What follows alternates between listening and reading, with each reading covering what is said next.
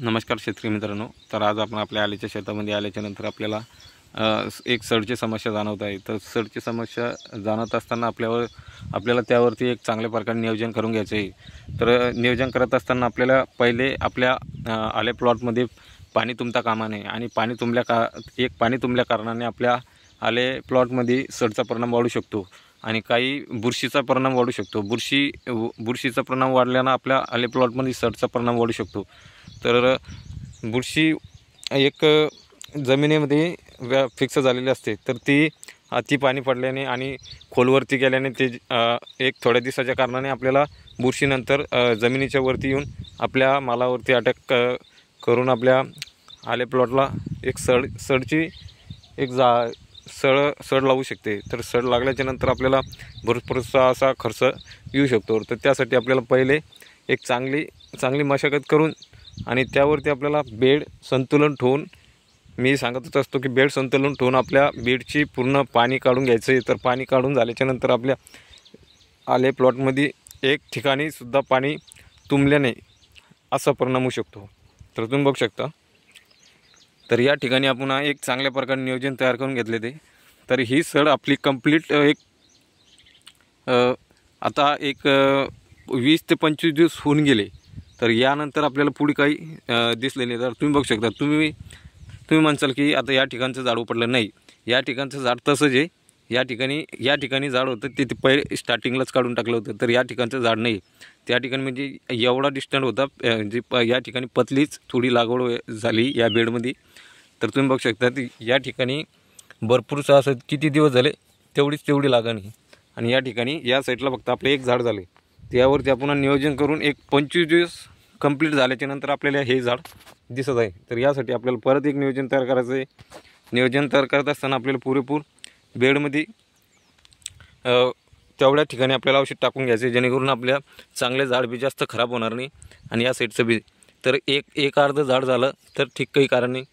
तर त्यानंतर आपल्याला ह्या झाडापासून ती ह्या साईडून इकडं औषध टाकायचं आहे आणि इकडून ह्या साईडला औषध टाकायचं आहे। तर तुम्ही बघू शकता।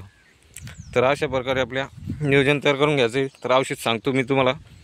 तर एक आपल्या या बेडची पाण्याची म्हणजे जे निघणारं पाणी या साईडला होतं, तर काही कारणास्तव इथं पाणी तुंबल्या कारणाने आपल्या याच ठिकाणी सड लागली।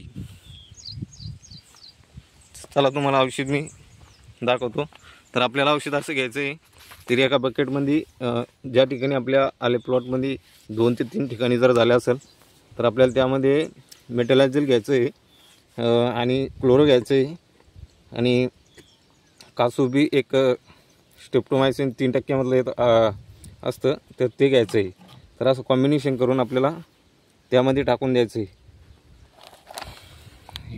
मेटलायझल 35%, हे क्लोरो आणि मेटलायझल। तर असंच रावण तयार करून आपल्याला त्यामध्ये पाणी टाकून घ्यायचं आहे व्यवस्थित। तर पाणी टाकत असताना आपल्याला या झाडापासून या बेडच्या या बाजूला आणि बेडच्या त्या बाजूला पूर्ण एवढा एक 3.5 फुटाचा 2 फुटाचा जेवढा कवर असेल तेवढा कवर करून घ्यायचा आपल्याला, की जेणेकरून आपला आले प्लॉटमध्ये एक 15 ते 20 दिवसाची सड, 20 दिवसाच्या सहज 20 ते 25 दिवस सहज आपली सड थांबून जाते। 1 ते 2 महिने आपल्याला केल्याच्या नंतर आपली थंडी लागल्याच्यानंतर भरपूरसं आपल्याला सडमध्ये असं जास्त परिणाम वाढणार नाही। तर सड एक पावसाळा चालू असताना आपली सड जास्त गतीनं पांगू शकते, जास्त गतीनं अशी पांगू शकते की जास्त पाणी लागल्या कारणाने आणि पाणी तुंबल्या कारणाने सड जास्त पांगू शकते। तर तुम्ही बघू शकता अशा प्रकारे आपल्याला नियोजन करून घ्यायचं आहे। एक या ठिकाणी आपल्याला औषध टाकून 25 दिवस कंप्लीट झाले। त्यानंतर आपले या पुढच्या जे या ठिकाणचं झाड होतं ते पुढच्या साईडला गेलं नाही। या ठिकाणचं झाड लागेलं असताना या ठिकाणी आपल्याला एक कोंब पण दिसत नाही, पुढच्या साईडला बी दिसत नाही। बघू शकता तुम्ही।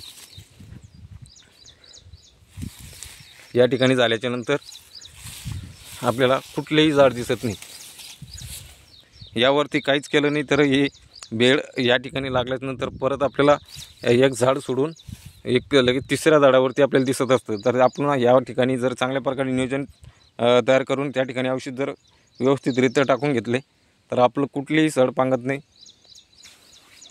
अशा प्रकारे आपले नियोजन तयार करून त्यात एका बकेटमध्ये आपण या ठिकाणी टाकलं होतं एक 100 ml एका बकेटमध्ये। या 10 लिटरच्या बकेटमध्ये एक 100 ml घेतलं तर 100 ml क्लोरो घेतलं होतं आणि त्यामध्ये कासोगामायसिन 100 ml घेतलं होतं। तर अशा प्रकारे आपल्याला नियोजन तयार करून टाकून घ्यायचं आहे। तर व्हिडिओ आवडला असेल तर लाईक आणि सबस्क्राईब करायला विसरू नका शेतकरी मित्रांनो। धन्यवाद।